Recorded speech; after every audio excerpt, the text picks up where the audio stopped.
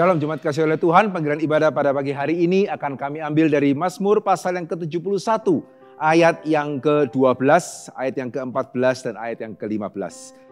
Ya Allah, janganlah jauh daripadaku, Allahku segeralah menolong aku. Aku senantiasa mau berharap dan menambah puji-pujian kepadamu. Mulutku akan menceritakan keadilanmu, menceritakan keselamatan yang daripadamu sepanjang hari, sebab aku tidak dapat menghitungnya. Jemaat kasih oleh Tuhan, marilah seperti pemazmur, kita terus mengharapkan Tuhan senantiasa menyertai kita. Tapi bolehkah juga seperti pemazmur, kita ingin semakin dan semakin memuji Tuhan. Ya, mari pada hari ini sekali kita boleh beribadah, kita beribadah bersama-sama dengan sungguh-sungguh. Mari kita beribadah mulai awal, pertengahan hingga pada akhirnya. Tuhan memberkati.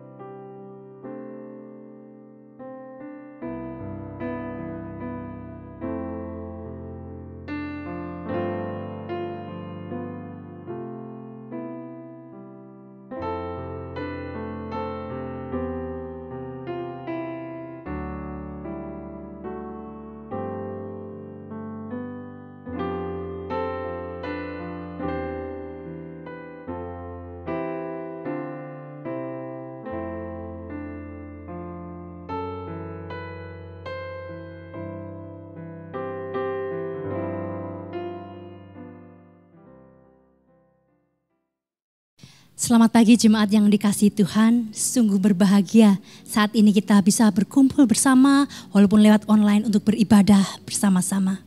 Baiklah kita mengakui bahwa pertolongan kita datangnya dari Tuhan, Allah pencipta langit dan bumi. Yang kasih setianya tidak berkesudahan. Turunlah atas kita semua kasih, rahmat dan damai sejahtera dari Tuhan Allah Bapa kita, Tuhan Yesus Kristus dan juga Roh Kudus. Amin. Gloria Patri.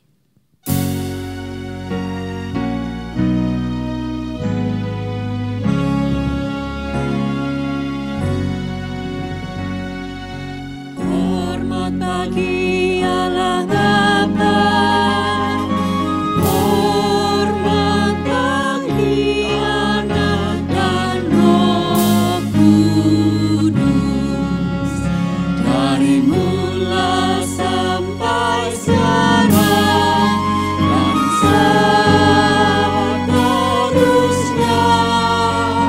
Termulia, amin, amin.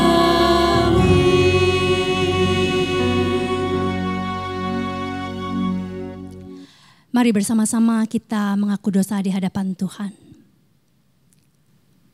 Bapa di dalam surga, kami datang kepadamu dengan banyak pergumulan hidup. Kami letakkan semua di bawah kaki Tuhan.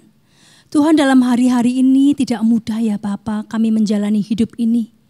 Kadang iman kami menjadi lemah. Hati kami mulai gundah. Bahkan kaki kami mulai goyah ya Bapa. Tolong kuatkan kami. Bapa, ada kalanya pula kami melakukan banyak hal yang mungkin tidak berkenan di hadapan Tuhan, baik dalam perkataan kami, pikiran kami, bahkan perbuatan kami. Di dalam nama anak-Mu Tuhan Yesus Kristus kami memohon pengampunan. Dan kami percaya Bapa, Engkau adalah Allah yang setia dan adil. Ketika kami mengakui dosa-dosa kami, Engkau mengampuni dan menyucikan kami. Terima kasih Tuhan. Saat ini kami hendak memuji Engkau di dalam ibadah ini. Kami hendak meninggikan nama-Mu. Biarlah Tuhan melayakkan kami sehingga puji-pujian yang kami naikkan boleh menjadi dupa yang harum yang menyukakan hati Tuhan. Terima kasih Bapa. Hanya di dalam nama Tuhan Yesus kami berdoa dan mengucap syukur. Amin.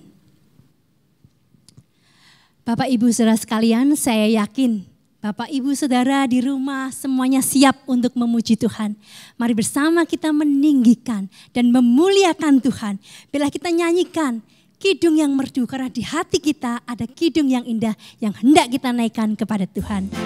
KPPK 76.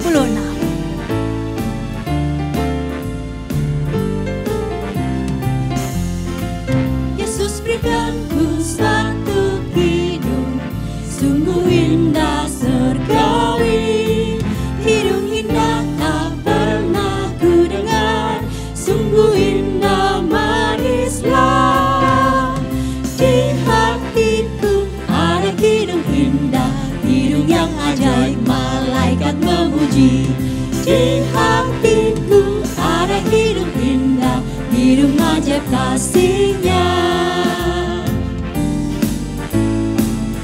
kedua kita nyanyikan lebih semangat lagi.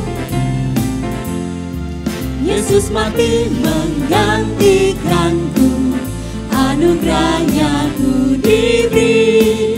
Hidup indah di dalam hatiku, membuatku senanglah.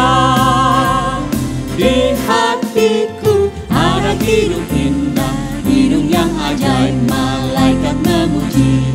Di hatiku ada hidup indah, hidup ajaib kasih-Nya.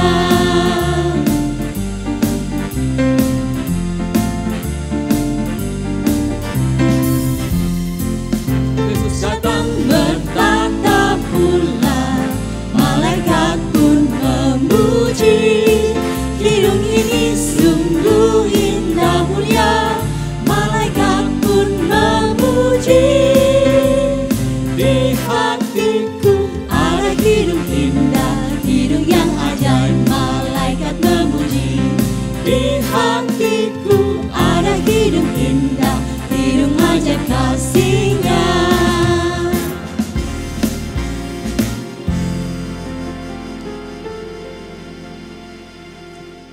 Bapak, Ibu, saudara sekalian yang dikasihi Tuhan, saya menyadari tidak mudah untuk mengucap syukur, untuk memuji-muji Tuhan, bersorak-sorai baginya di masa-masa sulit seperti ini. Tapi satu lagu yang indah dalam KPPK 319 mengajak kita untuk membayangkan jikalau saat ini di telinga Bapak, Ibu, Saudara dan saya juga, Tuhan Yesus membisikkan kepada kita, jangan takut, aku besertamu. Jangan gelisah hatimu. Bapak, Ibu, Saudara sekalian, ini adalah bisikan yang begitu indah dan manis, yang pastinya menguatkan kita. Tepat seperti perkataan Yesus sendiri kepada murid-muridnya, juga kepada kita semua. Dalam Yohanes 14 ayat yang ke-27 yang berbunyi demikian. Damai sejahtera aku tinggalkan bagimu. Damai sejahtera aku kuberikan padamu. Apa yang kuberikan tidak seperti apa yang dunia berikan kepadamu. Oleh karena itu janganlah gelisah dan jangan gentar hatimu. Mari tanggalkan semua beban kita. Kita bersorak-sorai memuji Tuhan dengan sukacita. Tak hentinya ku puji Dia.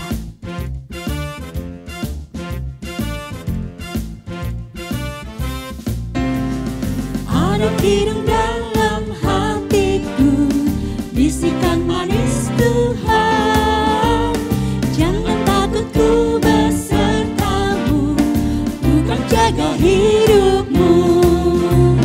Yesus, Yesus, Yesus, nama terindah, menghibur hatiku, tak henti ku puji Dia. Kita nyanyikan bait yang kedua dengan lebih semangat lagi. Berkat anugerahnya melimpah, ku bernaung dalamnya. Ku melihat senyum wajahnya, tak henti ku puji Dia. Yesus, Yesus, Yesus, nama terindah, menghibur hatiku, tak henti ku puji Dia. Bait yang ketiga. Tak lama lagi akan datang, akan ku menyambutnya, dan ku kan dijemput ke sorga, bertata bersamanya. Yesus, Yesus, Yesus, nama terindah, menghibur hatiku, tak henti ku puji Dia, tak henti ku puji Dia, tak henti ku puji Dia.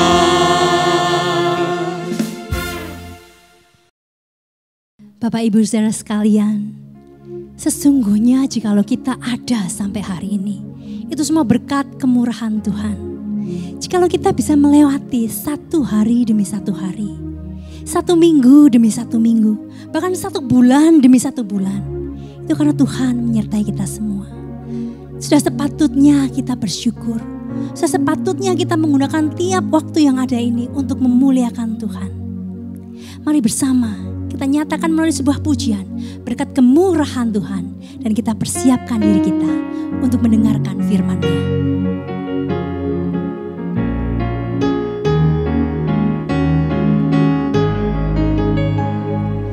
Kau hiasi kehidupanku dengan kemurahan-Mu.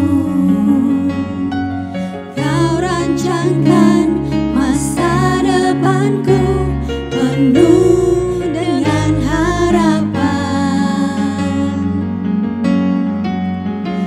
Aku ada saat ini, semuanya karena kasih-Mu. Aku hidup hari ini, semua berkat kemurahan-Mu. Terima kasih Yesus, Engkau sangat baik, teramat baik bagiku.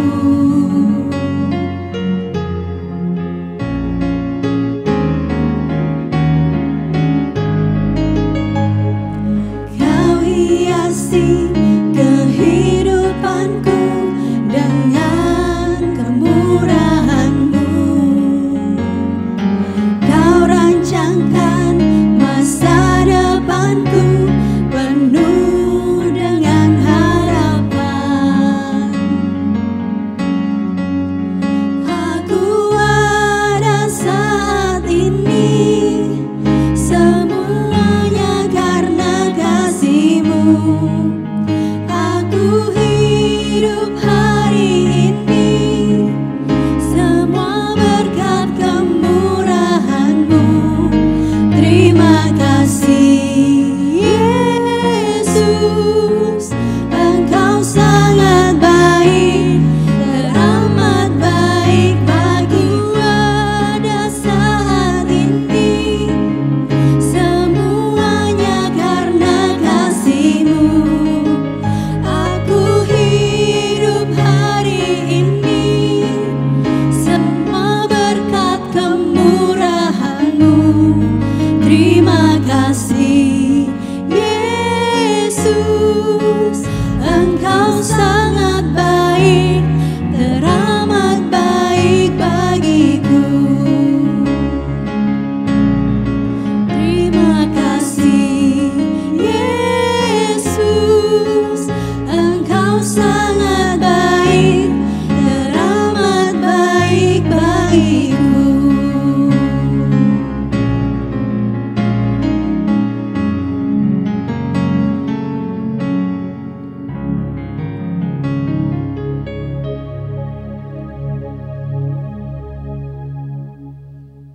Ya, mari jemaat saya ajak kita untuk boleh masuk di dalam doa terlebih dahulu. Tuhan, terima kasih untuk segala kebaikan-Mu yang Tuhan boleh berikan kepada kami sampai saat ini. Terima kasih Tuhan untuk kehidupan, terima kasih untuk kesehatan yang Tuhan masih boleh berikan. Tuhan, tiba waktunya bagi kami untuk boleh mendengarkan kebenaran firman-Mu. Tuhan, tolong kami supaya kami boleh mendengarkan kebenaran firman-Mu dengan baik, kami boleh mengertinya, kami boleh memahaminya. Tuhan, tolong di dalam keterbatasan ini, Tuhan tolong untuk jaringan internet atau apapun, Tuhan tolong bahkan untuk kami sendiri supaya bisa fokus beribadah. Sehingga iblis itu tidak mengambil firman-Mu daripada kami. Tetapi sebaliknya Tuhan, kami boleh menerimanya dengan baik, kami boleh memahaminya, dan kami boleh melakukannya. Supaya hidup kami itu boleh berbuah Tuhan. Bukan hanya 10-20, tetapi berkali-kali lipat lebih lagi secara khusus di tengah kondisi saat ini. Terima kasih Tuhan, Tuhan yang boleh sertai setiap kami. Tolong kami, bahkan untuk hamba-Mu yang akan menyampaikan kebenaran firman-Mu, Tuhan tolong. Supaya firman-Mu sungguh boleh dijelaskan dengan begitu jelas dan dengan begitu baik. Terima kasih Tuhan, di dalam nama Tuhan Yesus kami berdoa dan mengucap syukur. Amin. Shalom jemaat yang dikasihi Tuhan.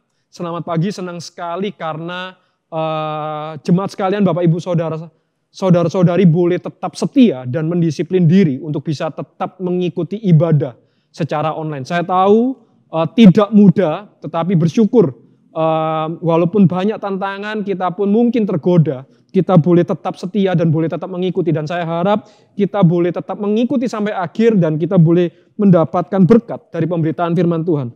Nah, jemaat sekalian, tema kita pada hari ini itu berbeda, unik. Karena kalau dilihat dari judulnya, temanya adalah angka gitu ya, nomor, yaitu 2057. 2057. Nah, kira-kira maksudnya apa jemaat sekalian? Kira-kira artinya apa? 2057 gitu ya. Kira-kira apa? Yang di sini mau menjawab? Apa 2057 ini apa sih artinya 2057? Nah, jemaat sekalian, 2057 ini adalah berbicara tentang tahun. Tahun 2057, yaitu 37 tahun dari yang sekarang. Gitu ya. Nah, saya tidak sedang menubuatkan kiamat, datangnya Tuhan Yesus. Enggak, gitu ya. Tetapi saya mau mengajak gini. Di dalam dunia perfilman, gitu ya, ada satu aliran, ada satu genre film yang disebut science fiction, gitu ya. Nah, biasanya film dengan aliran ini, dengan gaya film ini, dengan genre ini, biasanya itu menggambarkan keadaan di masa depan. Biasanya kalau film yang science fiction ini, jadi dibuka dengan latar belakang keadaan dunia masa depan, katakan tahun 2100, tahun 3000. Jadi berbicara tentang masa depan gitu ya. Dan itu menunjukkan kotanya gitu ya, bangunannya, kendaraannya, teknologinya, pakaiannya dan lain-lain gitu ya. Semuanya serba masa depan, kelihatan bagus, kelihatan keren, berbedalah dengan dunia kita sekarang. Nah, tetapi uniknya gitu ya, apa yang kita lihat di film tersebut gitu ya, di film mungkin sekitar 10 sampai atau 5 tahun yang lalu, yang kelihatannya tidak masuk akal gitu ya, yang kelihatannya tidak masuk akal, ternyata sekarang benar-benar terrealisasi. Yang kelihatannya hanya sekedar ide, yang kelihatannya sekedar konsep, kelihatannya di film hanya sekedar wah keren, angan-angan, tapi nyatanya apa? Kalau kita melihat hari ini itu menjadi ada. Apa yang nggak masuk akal itu benar-benar diciptakan, itu benar-benar terrealisasi, gitu ya. Mungkin kalau kita melihat secara khusus rekan-rekan muda ya, atau mungkin anak-anak remaja pasti tahu perkembangan zaman kita hari ini. Yang kelihatannya nggak masuk akal itu ada. Paling mudah kita melihat robotik, gitu ya. Robot itu kelihatannya dulu, tapi sekarang itu benar-benar ada yang bisa ngepel, ada yang bisa nyapu gitu ya, mobil bisa parkir sendiri gitu ya. Banyak, bahkan ada printer 3D dan masih banyak lagi. Kita lihat handphone katakan. Handphone yang layarnya bisa ditekuk. Kita aja dulu mikir apa ditekuk ini nggak pecah. Itulah perkembangan zaman. Dan ada satu orang, salah satu ya bisa disebut penemu ya, itu disebut namanya itu Elon Musk. Nah, dia ini adalah pencipta mobil listrik Tesla. Bayangin, sekarang era transportasi itu juga udah mengarah ke listrik gitu ya. Kita benar-benar ke masa depan, jemaat sekalian. Nah, Elon Musk itu pencipta mobil listrik Tesla, dia itu sedang mengembangkan pariwisata bukan ke luar negeri, tetapi keluar angkasa. Dan kemarin sempat saya baca ide ini, maksudnya wacana ini itu dia mau mengirim turis ke luar angkasa itu di akhir 2021. Gila nggak? Itu tahun depan, 2021 gitu ya. Nah, kalau ini benar-benar jadi ya, ini kelihatannya pariwisatanya paling laku. Hari ini pekerjaan yang benar-benar susah itu pariwisata dan perhotelan. Karena setiap orang nggak bisa pergi. Nah, ini kalau ada kelihatannya bakal laku. Karena keluar negeri, keluar angkasa kita bebas dari corona. Gitu ya. Bayangin, pariwisata keluar angkasa. Gitu ya. Kita aja keluar negeri mungkin tidak semua pernah. Ini keluar angkasa. Bayangin berapa next jauhnya. Gitu ya. Dan itu dikatakan apa? Akhir 2021 rencananya. Tahun depan. Dan kalau kita melihat hidup kita hari ini, perkembangan zaman hari ini, kita melihat bangunan, kita melihat transportasi, kita melihat pakaian, teknologi, kita itu sudah mengalami perubahan gaya desain. Gitu ya. Dari yang minimalis, kita mengenal gaya desain yang disebut futuristik, menuju era baru ke masa depan. Nah, kenapa bisa seperti itu? Ini dikarenakan sebagai ciptaan, kita itu terikat dengan yang namanya waktu. Itulah kenapa kita itu selalu melihat ke masa depan. Kita selalu berjalan ke depan. Itulah sehingga kita selalu membahas dan berpikir tentang masa depan. Itulah kenapa tema hari ini saya memberikan tema 2057 gitu ya. Nah, saya ingin mengajak jemaat untuk ke masa depan ini. Berpikir gitu ya. Kalau kita masih hidup, Tuhan izinkan kita hidup 37 tahun lagi dan Tuhan masih belum datang gitu ya, 37 tahun lagi gitu ya. Kira-kira dunia kita akan jadi seperti apa? Kita dulu pernah sempat rame ya, tahun memasuki milenium, sempat booming gitu ya waktu itu ya. Waduh, kiamat lah apa. Tahun 2012 sampai dibikin filmnya. Saya nggak ngomong kiamat ini, Bapak Ibu. Tetapi kalau kita mikirkan, kalau Tuhan masih izinkan kita memasuki 37 tahun ke depan, gitu ya. Kira-kira dunia kita akan menjadi seperti apa? Karena kita mau nggak mau, kita tidak akan pernah berhenti. Kita nggak akan pernah mundur. Kita itu akan selalu berjalan ke depan. Waktu ini terus berjalan. Kita itu memasuki hari-hari ke depan. Itulah kenapa saya ajak kita berpikir 37 tahun lagi, kira-kira keadaan kota kita, keadaan dunia kita akan jadi seperti apa. Nah, saya mau mengajak kita membuka dari 2 Timotius 3, ayatnya yang pertama sampai dengan yang ke-17. 2 Timotius 3 ayatnya yang pertama sampai yang ke-17. Saya harap jemaat di rumah boleh membuka Alkitab ya, tetap membuka Alkitab supaya kita boleh tetap membaca gitu ya. 2 Timotius 3 ayatnya yang pertama sampai dengan yang ke-17. Saya akan membagi ke dalam 2 bagian. Kita akan membahas bagian yang pertama dulu, yaitu ayat yang pertama sampai dengan yang keempat. 2 Timotius 3 ayatnya yang pertama sampai dengan yang keempat. Saya akan membacakannya. Keadaan manusia pada akhir zaman. Ketahuilah atau di sana pahamilah bahwa pada hari-hari terakhir akan datang masa yang sukar. Kita berhenti dulu di sana ya. Pahamilah, ketahuilah bahwa pada hari-hari terakhir akan datang masa yang sukar. Manusia akan mencintai dirinya sendiri dan menjadi hamba uang. Mereka akan membual dan menyombongkan diri. Mereka akan menjadi pemfitnah. Mereka akan berontak terhadap orang tua dan tidak tahu berterima kasih. Tidak mempedulikan agama. Nah, ini sebenarnya bukan tidak mempedulikan agama, tetapi tidak kudus, unholy gitu ya.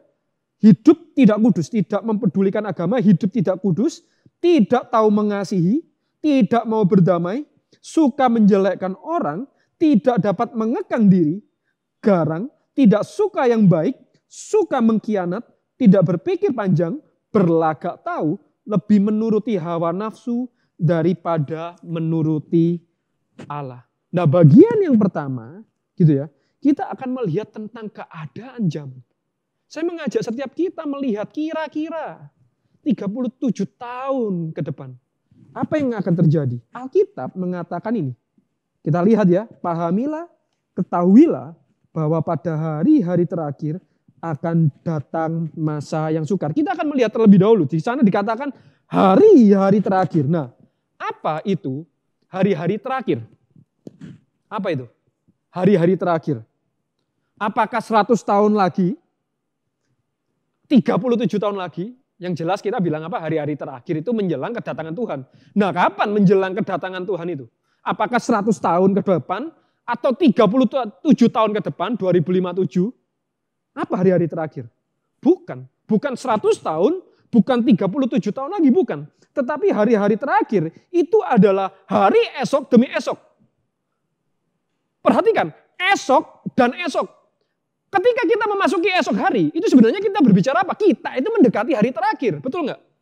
Cuma kita nggak tahu hari terakhir itu kapan. Tetapi ketika kita memasuki hari esok dan besok kita hidup, lalu besok kita memasuki lagi, itu sebenarnya kita itu mendekati hari-hari terakhir.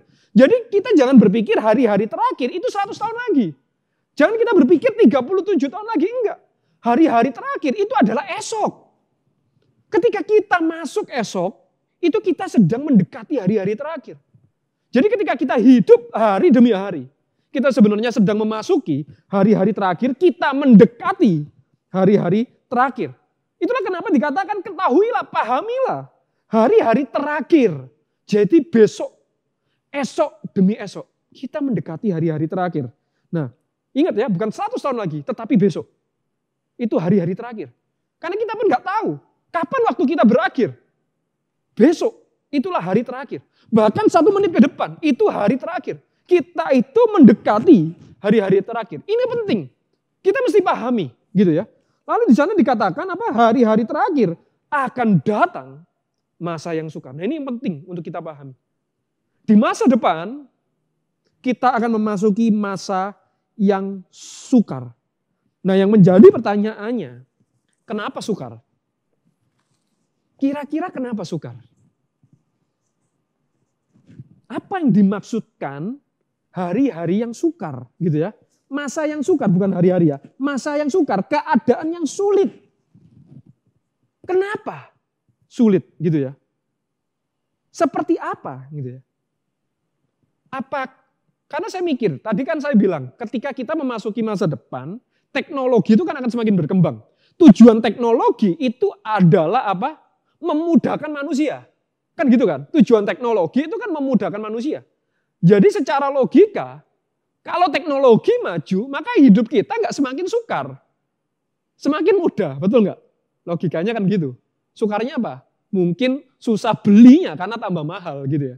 Atau mungkin apa? Sukar, jangan-jangan nanti kerjaan kita semua digantikan oleh robot. Kita mesti mikir. Kita benar-benar ke sana loh.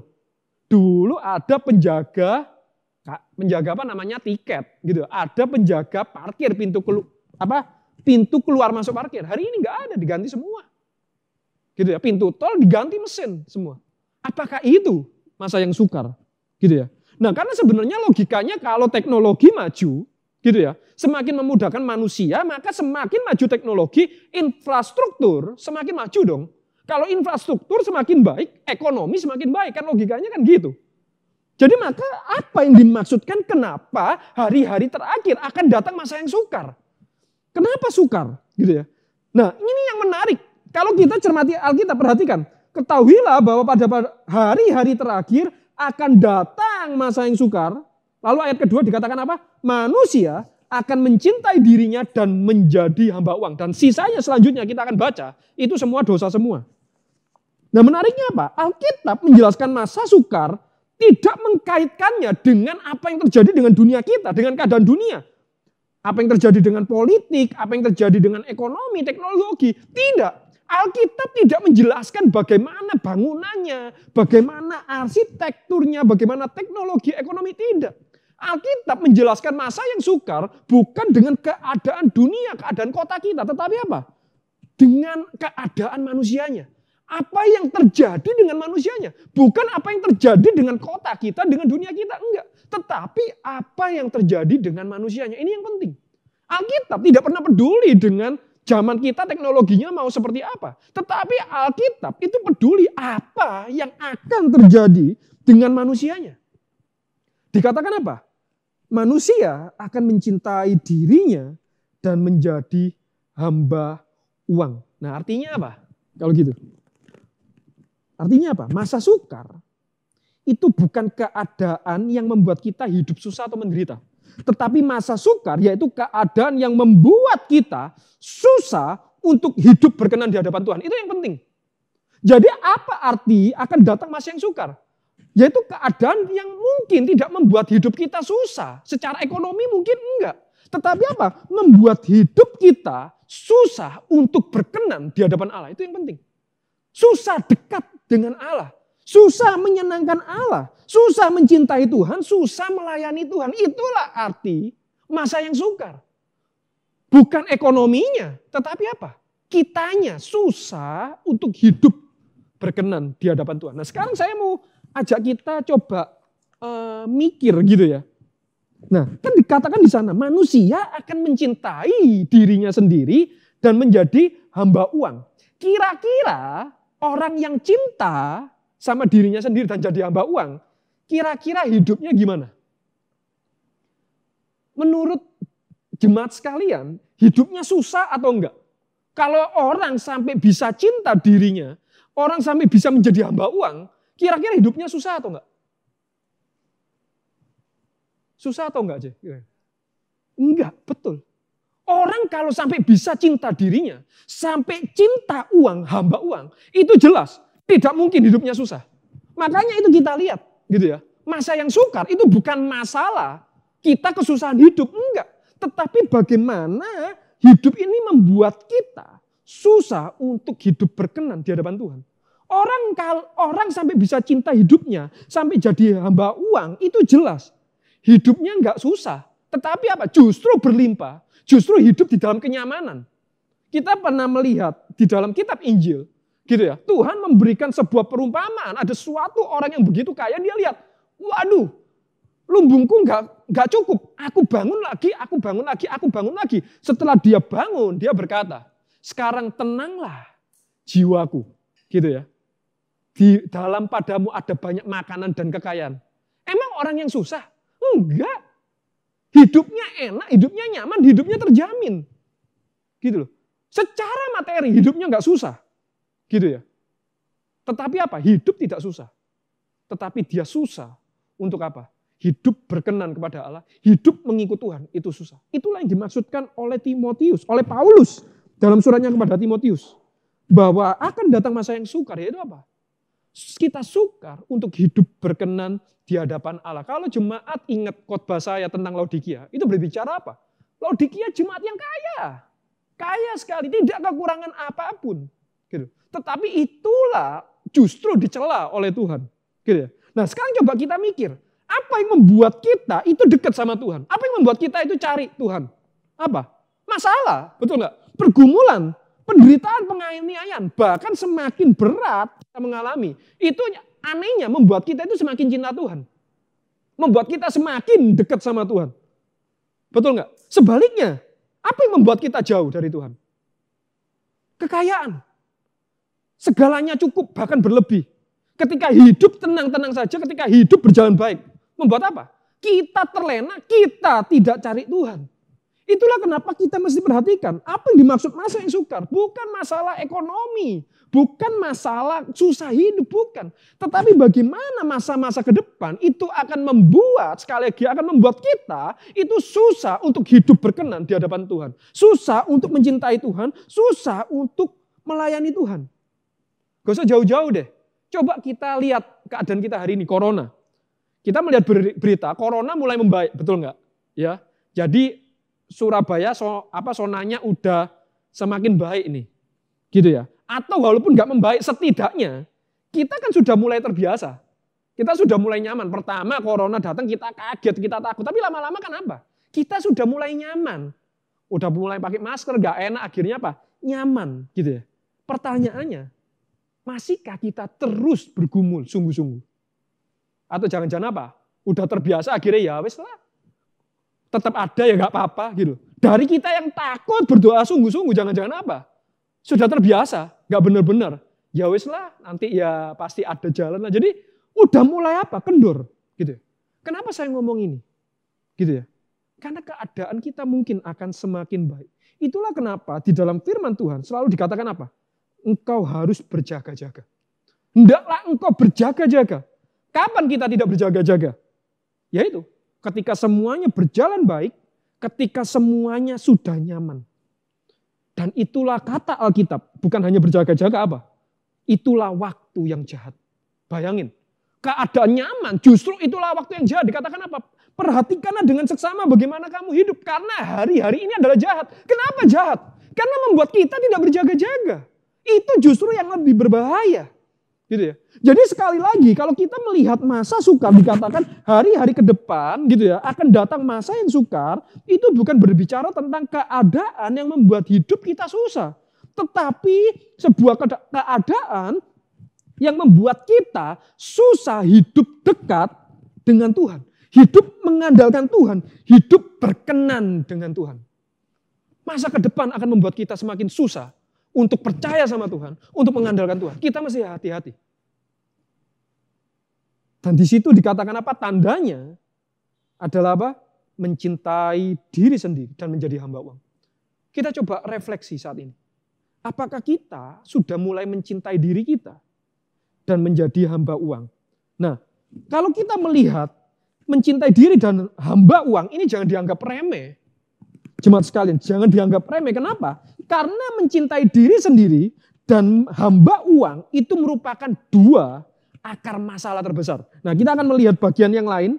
Yang pertama Yakobus 3 ayat 16. Yakobus 3 ayat 16. Saya akan bacakan ya. Sebab di mana ada iri hati dan mementingkan diri sendiri, di situ ada kekacauan dan segala macam perbuatan jahat. Perhatikan. Di situ ada kekacauan dan ada segala macam perbuatan jahat. Bagian yang kedua kita lihat 1 Timotius 6 ayat 9 sampai 10. Nah, ini sebenarnya bagian yang gak asing bagi setiap kita. 1 Timotius 6 ayat 9 sampai 10. Tetapi mereka yang ingin kaya terjatuh ke dalam pencobaan, ke dalam jerat, dan ke dalam berbagai-bagai nafsu yang hampa dan yang mencelakakan, yang menenggelamkan manusia ke dalam keruntuhan dan kebinasaan.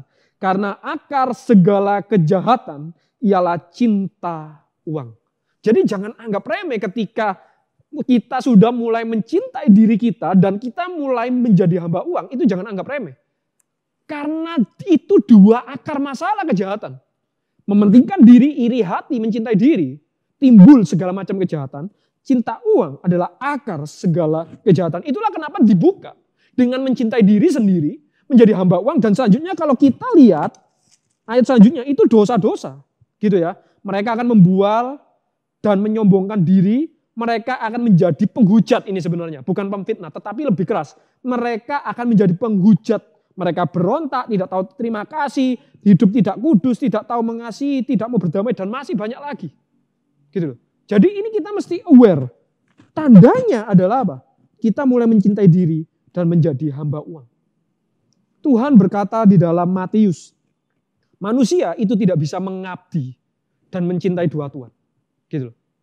1 Yohanes 2 ayat 15 pun mengatakan, janganlah engkau mengasihi dunia, karena tidak akan ada kasih kepada Bapa. Itu penting.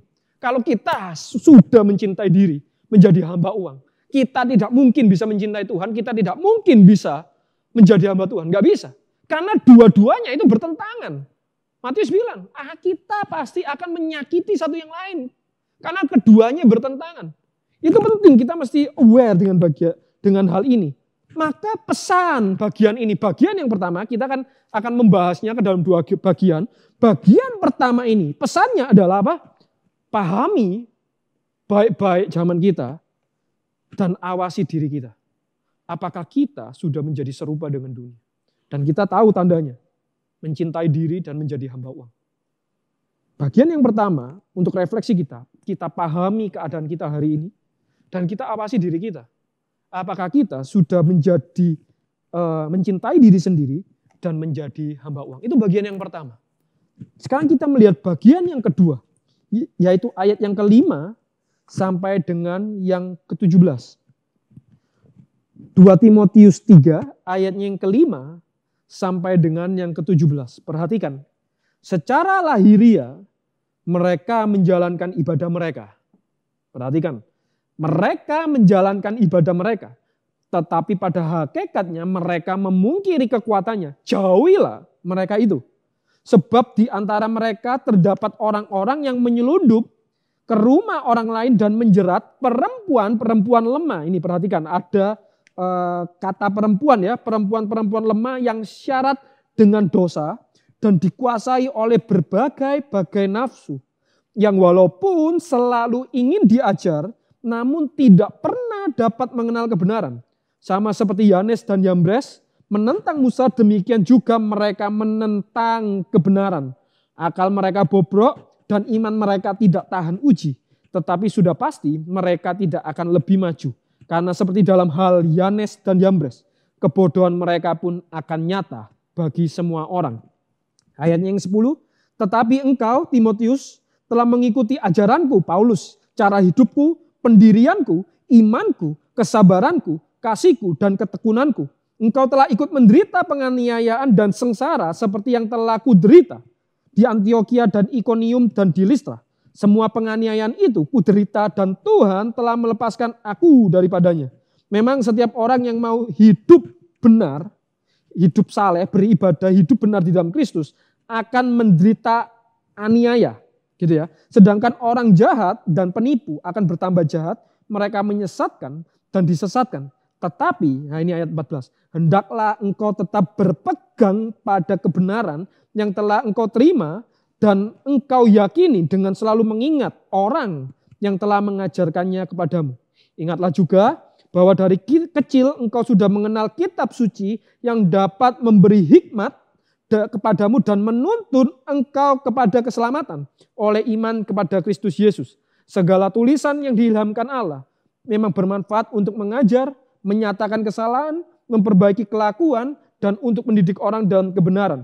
Dengan demikian, tiap-tiap manusia kepunyaan Allah diperlengkapi untuk setiap perbuatan baik. Nah, bagian yang kedua, kita akan membahas bagaimana kita dapat bertahan, bagaimana kita dapat melawan di dalam kondisi yang sukar itu. Jadi bagian yang pertama kita melihat apa yang akan terjadi, tanda-tandanya apa, dan yang kedua, bagian yang kedua kita akan menjawab. Bagaimana cara kita bertahan, bagaimana cara kita melawan keadaan tersebut. Yang pertama, ayat 5-9 tadi kita baca ya. Kita mungkin gak usah baca semua. Ayat 5 di sana dikatakan secara lahiriah mereka menjalankan ibadah mereka, tetapi pada hakikatnya mereka memungkiri kekuatannya, jauhilah mereka itu. Ini penting, gitu ya. Yang pertama adalah menjauhi. Keadaan dan lingkungan itu penting. Karena keadaan dan lingkungan itu sangat mempengaruhi kita. Saya kasih contoh, ilustrasi misalnya. Lingkungan kita semuanya perokok. Dan mendapatkan rokok itu mudah. Maka besar kemungkinan kita pasti apa? Kita pasti jatuh dalam merokok. Kita pun akan ikut merokok. Gitu ya. Jadi semuanya merokok, katakan tempat kerja kita, tempat tinggal kita semuanya ngerokok. Dan untuk dapat rokok pun didukung. Mudahnya setengah mati gitu ya. Dan mungkin ada yang gratis gitu ya. Ada yang gratis. Kita mudah memperolehnya. Maka apa? Besar kemungkinan kita pun akan jadi perokok. Itulah keadaan dan lingkungan. Itu sangat mempengaruhi hidup kita. Nah tapi rasanya kalau ini kurang mendarat ya. Soalnya orang alien satelit ini rasanya nggak ada yang merokok nih. Nah kita coba pakai yang mendarat ke kita gitu ya. Nah sekarang lagi booming nih gitu ya. Nah kita katakan kita udah males ibadah. Kita ini udah males ibadah. Dan ditambah apa? Keadaan sekarang. Keadaannya apa? Ibadah online. Udah males ibadah, dikasih ibadah online gitu ya. Tambah males loh. Terus teman-teman kita apa? Teman-teman kita juga orang yang gak suka ke gereja. Nah itu perkumpulan kita. Udah gak suka ke gereja. Minggu pagi diajakin sepedaan. Nah kira-kira menurut rekan-rekan bablas gak itu? Pasti hilang gitu ya. Kita, nah sekarang kan sepeda lagi rame nih ya. Banyak kita sepedaan, termasuk saya juga sepedaan jemaat sekalian gitu ya. Nah bayangin kita udah males ibadah gitu ya. Terus kena ibadah online tambah males gitu ya. Males ibadah online, wah gak ada feelingnya gitu ya. Nah ditambah apa? Teman-teman kita, perkumpulan kita juga orang yang gak ke gereja gitu ya. Orang di luar katakan misalnya, orang yang memang gak ke gereja. Lalu apa? Diajakin sepedaan.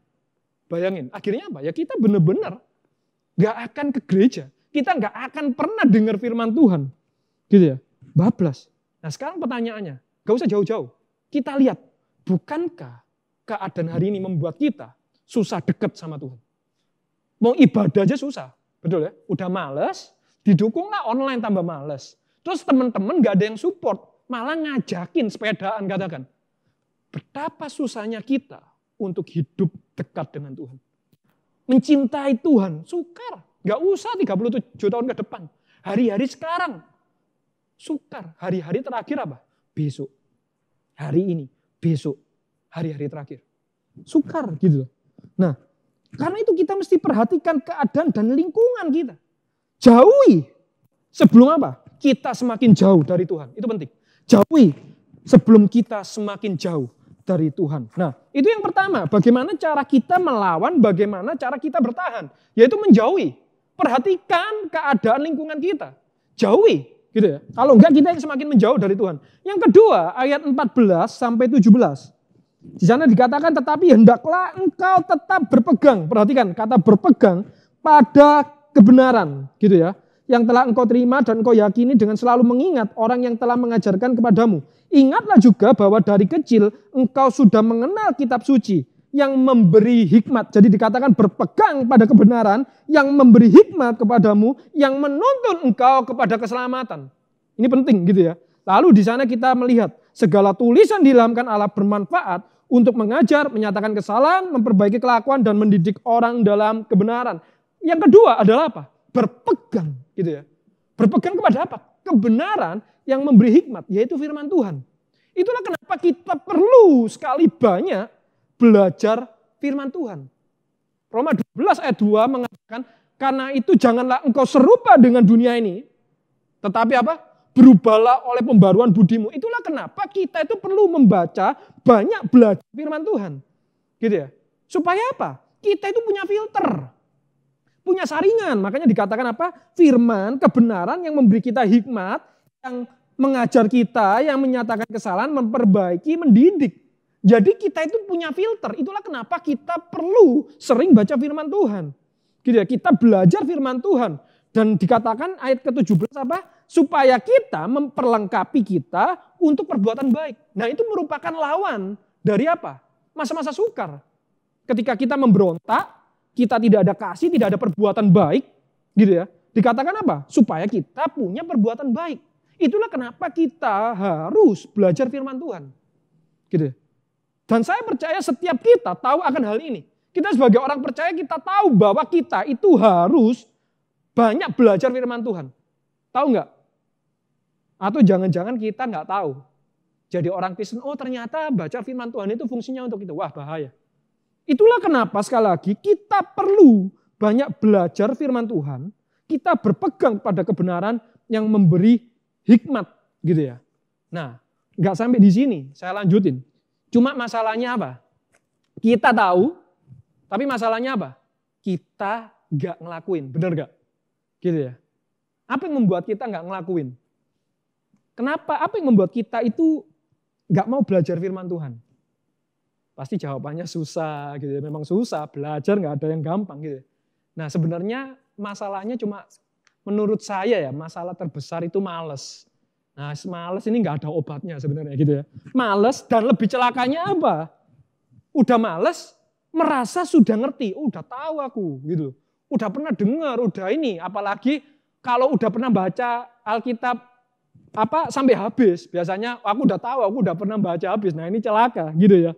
Nah perhatikan, jangan sampai ngomong, gak perlu baca lah, tidak menentukan keselamatan. Jangan salah, tadi kita baca ini ya, memberi hikmat kepadamu dan menuntun engkau kepada keselamatan. Itulah kenapa kita harus belajar firman Tuhan. Nah sebenarnya gini rekan-rekan, tadi kan saya bilang, apa sih masalahnya? Gitu ya, masalahnya adalah malas. Kita itu malas belajar. Gitu ya, malas belajar. Nah, saya jelasin, ini menarik. Pada dasarnya, perhatikan ya, pada dasarnya hidup itu tidak pernah berhenti belajar. Betul ya? Hidup itu tidak pernah berhenti belajar. Kasih waktu untuk mikir dulu. Hidup itu tidak pernah berhenti belajar. Itu bukan sekedar kata mutiara, jemaat sekalian. Itu benar-benar kenyataan. Bahwa hidup kita itu tidak pernah berhenti belajar. Cuma masalahnya, belajarnya kita itu aktif atau pasif? Aktif atau pasif? Gitu ya. Nah, belajar itu ada 3 cara. Pertama dengan membaca, kedua itu mendengar, dan yang ketiga itu gabungan. Melihat dan mendengar. Itu cara kita belajar. Membaca, mendengar, melihat, dan mendengar. Nah, kita ambil contoh, katakan corona gitu ya. Saya rasa setiap kita tidak hanya tahu, tetapi banyak tahu tentang corona. Betul nggak? Gitu ya.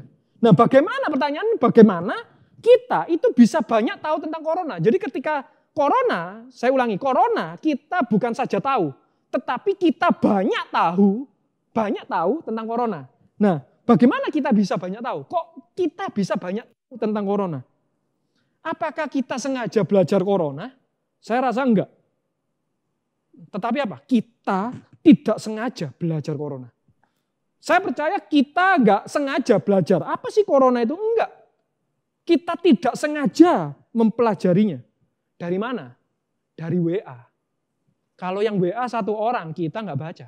Tapi kalau yang WA gitu ya, 10 orang, 11 orang, mau nggak mau kan kita akhirnya baca. Betul nggak? Kalau yang kirim 1 ya kita mungkin nggak baca gitu ya. Masalahnya yang kirim nggak 1 orang tapi banyak orang kirim. Dan apa? Tiap hari, bukan tiap bulan, tiap hari. Pertama kali corona booming tiap hari kirim ini, berita-berita ini, di sini jumlahnya segini. Banyak orang yang kirim. Ditambah lagi apa? Dengar orang sekitar kita ngomongin corona. Jadi banyak yang ngirim gitu ya. Bukan setiap bulan tetapi setiap hari. Dan mungkin parahnya apa? Setiap jam dapat forwardan katakan gitu ya. Dan orang sekitar kita ngomongin corona. Maka pasti apa? Tanpa sengaja mau nggak mau kita pasti apa? Baca dan kita pasti dengar. Betul nggak? Sehingga kita akhirnya apa? Kita tanpa sengaja sudah belajar tentang corona. Jadi sebenarnya setiap hari kita itu belajar. Cuma ya itu, aktif, belajar aktif atau pasif. Nah kita seringkali itu belajar pasif. Dengar orang ngomong, dengar cerita orang, dapat forwardan orang, dapat forwardan dari orang kita tanpa sengaja baca, gitu ya. Nah akhirnya kita itu belajar hal itu, gitu loh. Nah cuma yang menjadi problemnya adalah, apakah yang kita terima itu benar atau enggak itu masalah lain. Jadi apa yang kita ketahui tentang corona benar atau enggak, itu masalah lain. Nah, masalahnya firman Tuhan tidak bernasib sama dengan berita corona. Betul enggak? Firman Tuhan tidak bernasib sama dengan berita corona. Gitu. Emang ada kita dapat forwardan firman Tuhan, sharing firman Tuhan setiap hari, setiap jam dari banyak orang? Saya rasa jarang itu. Gitu ya. Jarang, bahkan enggak mungkin lah. Bahkan dengar banyak orang ngomongin firman Tuhan, jarang sekali gitu. Itulah kenapa nggak heran corona atau dunia itu lebih mempengaruhi hidup kita daripada kebenaran firman Tuhan. Karena kita lebih banyak sering membaca, lebih banyak sering dengar secara pasif tentang dunia, keadaan dunia, corona katakan. Mereka lebih mempengaruhi hidup kita daripada kebenaran firman Tuhan. Itulah mengapa sekali lagi kita harus secara aktif belajar, membaca, mendengar firman Tuhan sungguh-sungguh tiap hari. Bukan hanya tiap hari. Usaha mengajarkan apa? Tempel di dahimu, di pintumu, tempel. Dan ucapkan, ajarkan itu setiap hari sama anak-anakmu. Jadi bangun, lihat. Ngaca, lihat. Oh ketempel di sini. Gitu. Supaya apa? Supaya kita itu dipengaruhi oleh kebenaran firman Tuhan. Karena kenyataannya zaman apa? Zaman itu begitu mempengaruhi kita. Gitu. Musa mengatakan apa? Tempel. Gitu. Tempel di tanganmu, di dahimu, di ambang pintumu. Dan ucapkan itu terus menerus. Mazmur bilang apa? Berbahagialah orang yang merenungkan Taurat Tuhan siang dan malam. Itu penting. Kita harus secara aktif belajar membaca dan mendengar firman Tuhan sungguh-sungguh. Karena kita belajar pasif tentang dunia. Dan apa yang terjadi dengan dunia, kita lebih banyak mendengar. Itulah kenapa kita harus semakin banyak membaca, kita harus semakin rajin membaca dan mendengar firman Tuhan sungguh-sungguh. Jangan apa? Baca, ya udah tutup. Baca sekali, nggak ngerti tutup. Dengar nggak ngerti, ya wis lah yang penting dengar. Enggak. Kita bersyukur hari ini firman Tuhan diberitakan dengan online. Ketika kita nggak ngerti, kita mungkin bisa mundurin. Kita bisa hentiin, kita bisa mikir dulu maksudnya apa ya. Gitu. Kita catat firman Tuhan. Supaya apa? Kita itu belajar dan kita itu diingatkan setiap hari. Karena tantangan zaman, pelajaran dunia itu setiap hari itu menyerang kita. Itulah kenapa kita harus aktif. Dan yang kedua, yaitu apa? Membangun budaya men-sharingkan firman Tuhan. Ini penting. Membangun budaya men-sharingkan firman Tuhan. Di rumah kita bangun budaya. Sharing firman Tuhan dapat apa? Kenapa? Karena kita nggak pernah dengar. Tadi kan saya bilang, kita lebih banyak dengar orang, tetangga kita, sekitar kita ngomongin tentang corona. Tetapi kita nggak pernah dengar di rumah kita ngomong firman Tuhan. Nggak pernah. Itulah kenapa kita harus membangun sebuah budaya men-sharingkan firman Tuhan. Di rumah kita sharing. Kita ngobrolin firman Tuhan. Saya bersyukur ketika saya setiap hari Minggu gitu ya. Setelah ibadah, beberapa rekan diam itu selalu share. Hari ini firmannya bagus. poinnya itu ini. Wih, mereka sharing. Bahkan di dalam KTB mereka itu bisa men-sharingkan firman Tuhan. Wah, itu bagus sekali. Gitu. Di YCF juga saya lihat hari ini khotbahnya bagus ya, ngomongnya ini. Itu penting. Budaya men-sharingkan firman Tuhan itu penting, gitu ya. Makanya itu juga goes, boleh nggak? Boleh, gitu ya. Boleh, saya juga sepedaan, gitu ya. Tetapi apa? Yaitu boleh sepedaan, tetapi apa? Janjian ibadah. Boleh sepedaan, tetapi apa? Sharing firman Tuhan. Rekan-rekan, ketika saya sepedaan sama teman-teman remaja, gitu ya, saya justru ambil momen itu. Saya tanya, gimana kabarnya? Gitu ya. Pernah nggak kamu memikirkan ini? Gitu ya. Saya itu ajak. Lalu saya juga sharing kemarin, aku baca firman Tuhan, aku dapat ini loh, gitu. Saya itu ajak sharing firman Tuhan, itu penting. Kita itu harus membiasakan itu. Supaya apa? Kita itu banyak mendengar secara pasif, gitu. Kita harus melawan tantangan zaman ini, gitu. Yang kedua, berpegang kepada kebenaran yang memberi hikmat. Kita harus aktif belajar firman Tuhan dan mari kita membangun budaya men-sharingkan firman Tuhan. Yang ketiga, poin yang ketiga. Jadi poin pertama adalah menjauh. Yang kedua, berpegang kepada kebenaran yang memberi hikmat, menuntun kepada keselamatan, yaitu firman Tuhan.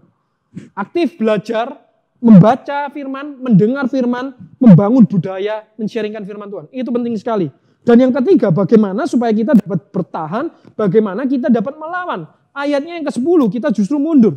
Tetapi engkau telah mengikuti ajaranku, cara hidupku, pendirianku, imanku, kesabaranku, kasihku, dan ketekunanku. Kita itu butuh mentor, kita itu butuh lingkungan yang sehat. Itulah arti gereja. Gereja itu adalah komunitas yang sehat. Jangan sampai kita keluar dari komunitas yang tidak membangun, tetapi kita sama sekali tidak tinggal di dalam komunitas apapun.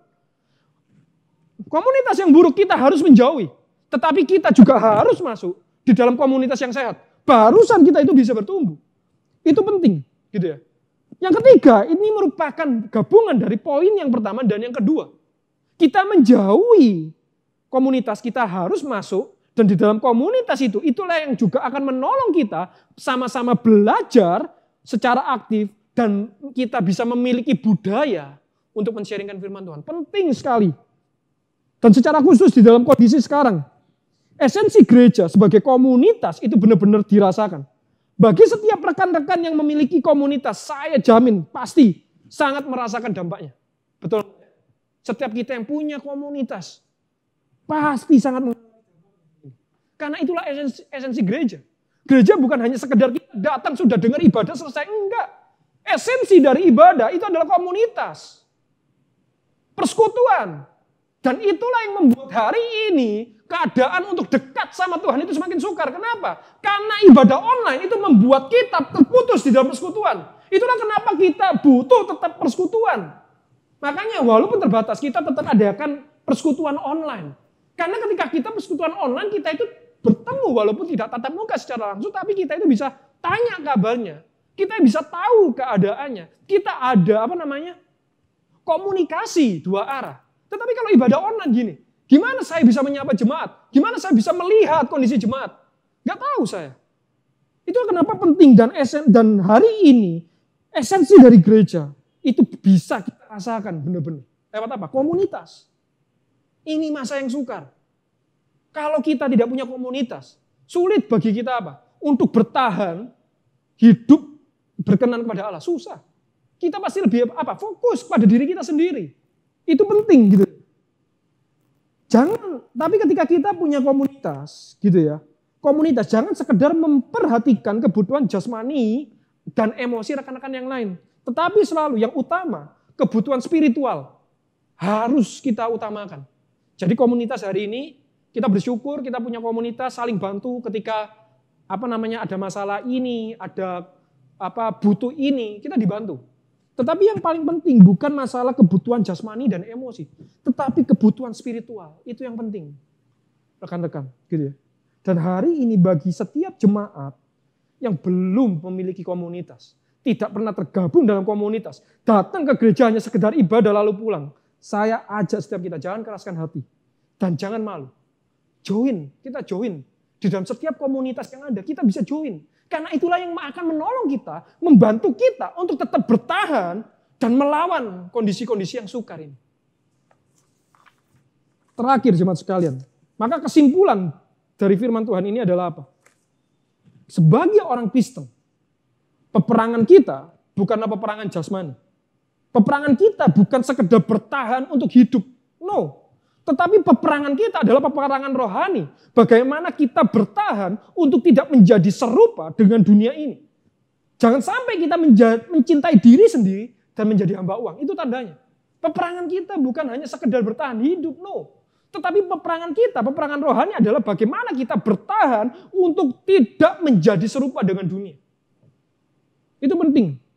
Dan Alkitab menjelaskan bahwa hari-hari terakhir akan datang masa yang sukar.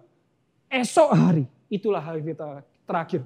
Bukan 100 tahun, bukan 37 tahun lagi, bukan tahun 2057, bukan. Besok itu kita semakin mendekati hari-hari terakhir. Setiap kali kita hidup, setiap kita bangun pagi, kita sudah mendekati hari-hari terakhir. Karena itu perhatikanlah dengan seksama bagaimana kita hidup. Karena hari-hari ini jahat. Masa yang sukar bukan masa yang membuat kita susah untuk hidup. Tetapi keadaan yang membuat kita susah untuk hidup berkenan kepada Allah. Perhatikan, ini dua hal yang berbeda. Masa yang sukar bukan keadaan yang membuat kita kesusahan dalam hidup ini. Tetapi keadaan yang membuat kita susah berkenan kepada Allah. Susah untuk melayani Tuhan. Susah untuk mencintai Tuhan. Awasi diri kita. Perhatikan diri kita. Jauhi pergaulan yang buruk. Miliki pergaulan yang baik. Miliki pegangan yang benar. Mari kita masuk di dalam Tuhan. Tuhan Yesus, terima kasih untuk kebenaran firman-Mu hari ini. Yang boleh kembali mengingatkan setiap kami, Tuhan. Kami adalah manusia. Kami adalah ciptaan. Dan sebagai ciptaan, kami terikat dengan yang namanya waktu. Kami tidak pernah berhenti. Kami tidak bisa mundur. Tetapi hidup kami selalu melangkah, maju ke depan. Dan Engkau boleh mengingatkan setiap kami, Tuhan, bahwa hari-hari terakhir, esok demi esok, itu adalah masa-masa yang sukar. Mungkin Tuhan, kondisi ke depan akan lebih baik. Tetapi Tuhan, bantu kami untuk berjaga-jaga. Karena justru di dalam kondisi yang baik, kondisi yang nyaman, aman-aman saja, disitulah Tuhan, kami sukar untuk hidup berkenan kepada Engkau. Kami semakin menjadi serupa dengan dunia ini. Bukan semakin serupa Engkau. Tuhan tolong kami. Supaya kami boleh memiliki hikmat. Untuk kami boleh selalu sadar. Untuk kami boleh selalu mawas diri. Untuk kami boleh selalu memahami keadaan saat ini. Kami boleh concern. Dan kami boleh mengawasi diri kami. Apakah kami semakin serupa dengan dunia ini. Tuhan tolong kami. Untuk kami juga boleh keluar dari pergaulan. Keadaan lingkungan. Yang membuat kami semakin jauh kepada Engkau. Dan kiranya Tuhan tolong tunjukkan kami Tuhan. Kondisi yang baik, lingkungan yang baik, keadaan yang baik. Mentor, leader yang baik Tuhan. Yang boleh menolong kami untuk bertumbuh. Dan Tuhan tolong. Supaya kami boleh berpegang kepada kebenaran yang pasti. Kebenaran yang membawa hikmat. Kebenaran yang mendatangkan keselamatan. Yang menuntun kepada keselamatan. Yaitu firman. Tuhan tolong. Tidak mudah kami membaca firman-Mu. Tidak mudah kami belajar firman-Mu. Tetapi Tuhan tolong sadari kami. Supaya kami boleh secara aktif belajar. Tuhan mengingat kondisi hari ini Tuhan. Dan kami boleh memiliki sebuah budaya yang baik. Men-sharingkan firman Tuhan. Di rumah kami Tuhan. Kami boleh membiasakan hal itu. Ketika kami saat ini. Justru pada masa-masa saat ini. Kami banyak sekali di rumah Tuhan. Tolong kami untuk boleh membangun budaya itu. Kami yang tidak memiliki waktu teduh bersama. Biarlah melalui momen ini. Kami boleh mengambil tekad. Kami boleh mengambil komitmen. Kami membangun sebuah budaya yang baik. Di dalam komunitas kami juga boleh. Tidak hanya sekedar have fun Tuhan. Tetapi kami boleh membangun budaya. Membaca firman. Tuhan untuk setiap jemaat hari ini. Di dalam kondisi mereka. Perekonomian yang berat, di dalam kondisi kelemahan tubuh yang sakit. Tuhan pun yang boleh tetap jamah. Tuhan yang boleh berikan sukacita. Bahkan Tuhan, biarlah mereka boleh memiliki sukacita. Berbahagia. Karena di dalam keadaan-keadaan seperti ini, justru mereka memiliki kesempatan, iman mereka boleh bertumbuh di tengah pencobaan. Terima kasih Tuhan, di dalam nama Tuhan Yesus kami berdoa dan mengucap syukur. Amin. Ya, sedikit tambahan untuk lebih memperjelas hal konkret apa yang bisa kita lakukan supaya kita tidak hidup untuk diri kita sendiri dan menjadi hamba uang, yaitu bagaimana kita belajar untuk care, untuk peduli dengan orang lain. Secara khusus bagi saudara-saudara seiman kita yang mungkin kurang mendapatkan perhatian kita. Hal sederhana yang bisa kita lakukan, kita mulai sekarang kita bisa menelpon mereka, kita menanyakan kabar mereka, kita doakan mereka, dan kita tanya hal apa yang bisa kita bantu untuk mereka. Kalau kita bisa, mari kita membantu mereka. Sebab itulah arti gereja dan ibadah yang sejati. Kiranya Tuhan menolong setiap kita. Mari bersama gereja segala abad dan tempat kita mengikrarkan pengakuan iman kita.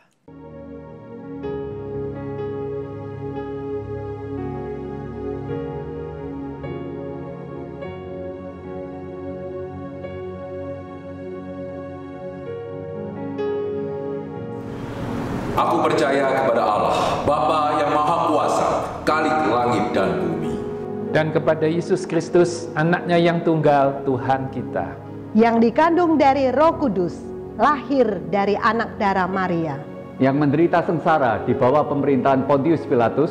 Disalibkan, mati dan dikuburkan, turun ke dalam kerajaan maut. Pada hari yang ketiga, bangkit pula dari antara orang mati. Naik ke surga, duduk di sebelah kanan Allah, Bapa yang Maha Kuasa. Dan dari sana ia akan datang untuk menghakimi orang yang hidup dan yang mati. Aku percaya kepada Roh Kudus, Gereja yang kudus dan am, persekutuan orang kudus, pengampunan dosa, kebangkitan tubuh, dan hidup yang kekal. Amin.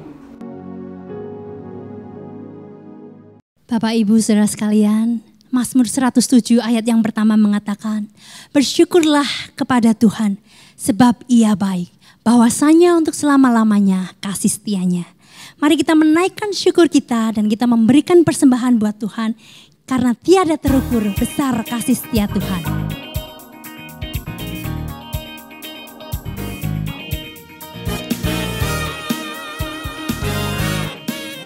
Kita puji Tuhan, kita bersyukur kepadanya.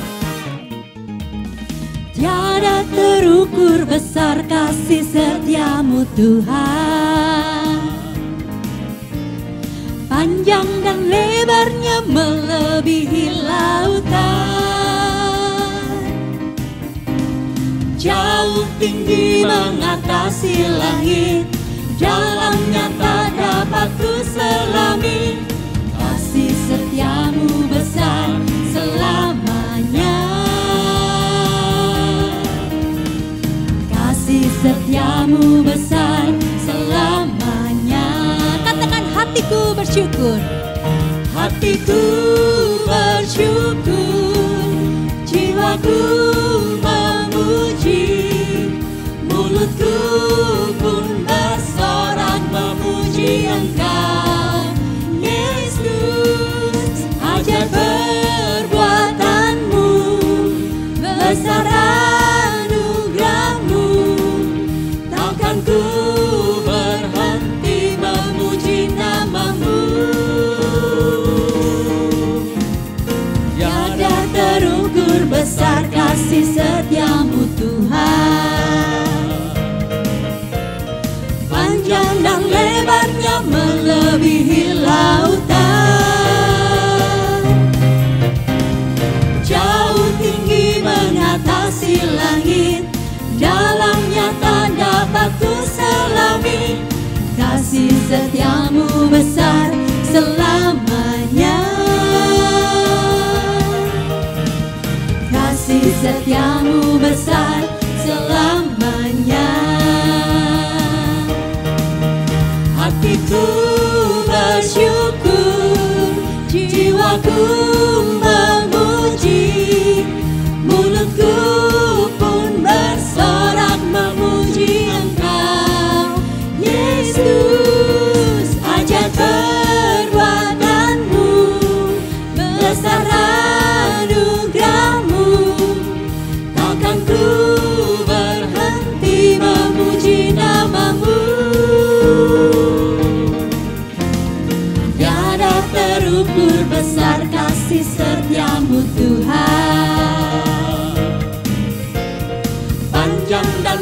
besarnya melebihi lautan, jauh tinggi mengatasi langit, dalamnya tak dapat kuselami. Kasih setiamu besar selamanya, kasih setiamu besar selamanya. Mari bawa persembahan kita kepada Tuhan. Bapa di dalam surga, kami mengucap syukur untuk setiap berkat yang Tuhan sudah berikan kepada kami. Saat ini kami berikan persembahan ini untuk pekerjaan Tuhan di gereja-Mu ya Tuhan. Kami bersatu hati meletakkan para hamba-Mu yang Engkau percayakan untuk mengelolanya. Baik itu majelis, pengurus, para hamba Tuhan, para aktivis. Bila setiap sen uang yang digunakan boleh dipertanggungjawabkan dengan baik dan benar di hadapan Tuhan. Kiranya Tuhan taruhkan hikmat, kepekaan, sehingga apa yang dikerjakan oleh gereja-Mu ini Tuhan sungguh memuliakan nama-Mu. Terima kasih Bapa, terpujilah nama Tuhan. Di dalam nama Tuhan Yesus kami berdoa dan bersyukur. Amin.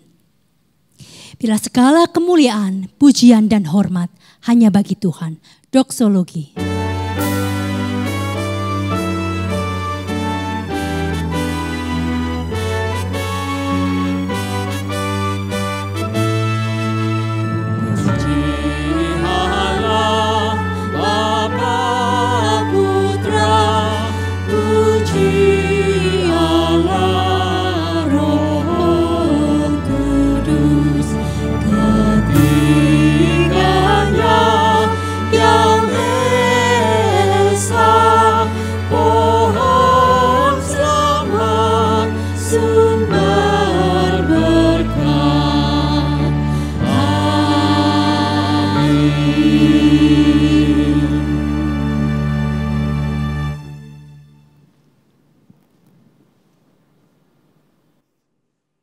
Jemaat kasih oleh Tuhan, marilah kita akan menerima berkat Tuhan dari tempat kita masing-masing.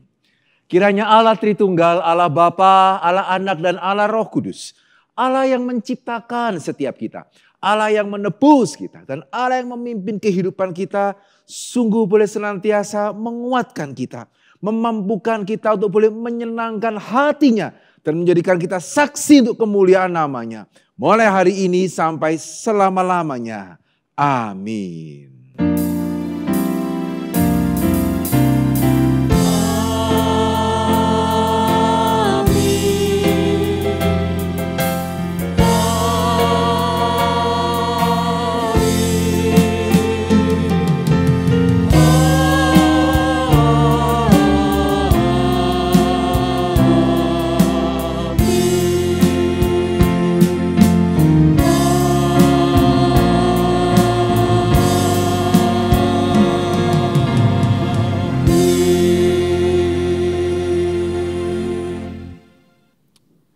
Bersyukur jemaat kasih oleh Tuhan kita boleh menyelesaikan ibadah kita. Ya bersyukur juga kalau gereja Elion Satelit kita masih boleh mengadakan baptisan CD dan atestasi. Ya bahkan pada saat-saat yang seperti ini. Ya kita bersyukur bukan hanya CD dan atestasi. Tapi juga baptisan kita bisa mengadakan. Sehingga itu menunjukkan ya bagaimana Tuhan masih boleh memakai gereja ini. Untuk boleh membawa orang-orang datang kepada Dia.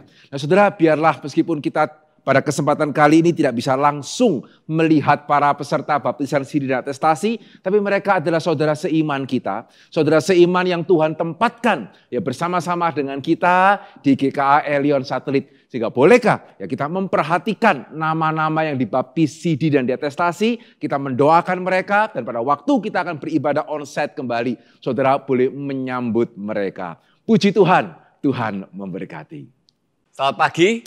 Bapak Ibu sekalian, saudara sekalian, senang sekali bisa beribadah bersama sekali lagi. Kita ada 5 pengumuman yang penting. Yang pertama kita bersyukur kepada Tuhan, kita sudah melalui baptisan atestasi dan CD yang berjalan dengan baik minggu lalu. Kita mendoakan supaya semua yang dibaptis atestasi maupun CD itu bisa melakukan apa yang seharusnya menjadi tugas bagi kita semua orang percaya. Mari kita melihat tayangan berikut ini.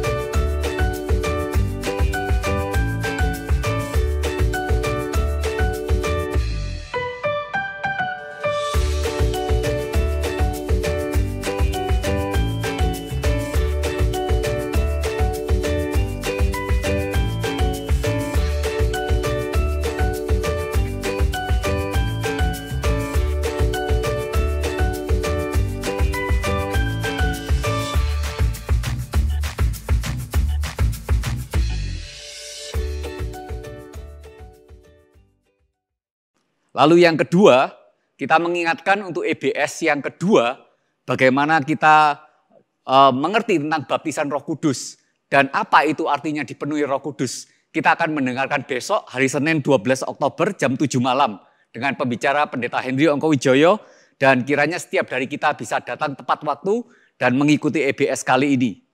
Berikutnya untuk Young Adult Ministry, pemuda senior kita, hari Kamis tanggal 15 Oktober jam 7 malam, kita ada pembicara penginjil David Chong dari GKY Mangga Besar Jakarta yang akan membawakan tentang Christian Identity, melanjutkan eksposisi Efesus di chapter yang ketiga.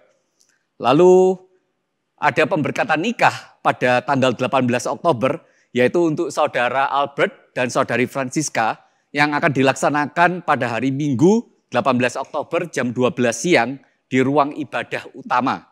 Lalu yang terakhir ada berita sukacita dengan lahirnya Charlene, yaitu anak kedua Stefanus dan Verona, cucu dari Ibu Yenme. Kita semua mengucapkan selamat kepada keluarga besar yang sedang bersukacita. Terima kasih untuk perhatiannya. Demikian untuk warta pada hari ini. Stay home, stay safe, God bless you.